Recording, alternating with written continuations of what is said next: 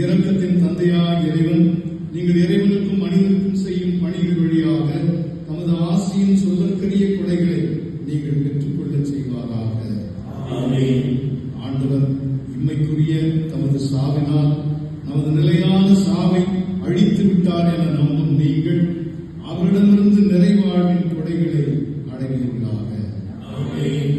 ஆண்டவர் காட்டிய தாட்சியின் போதனைகளை பின்பற்றும் நீங்கள் அவரது உயிர்ப்பின் மாட்சியிலும் பங்கு பெறுவீர்களாக. எல்லாம் வல்ல இறைவன் தந்தை, மகன், தூய ஆவியாரின் ஆசி உங்கள் மீது இறங்கி உங்களோடு என்றும் தங்குவதாக.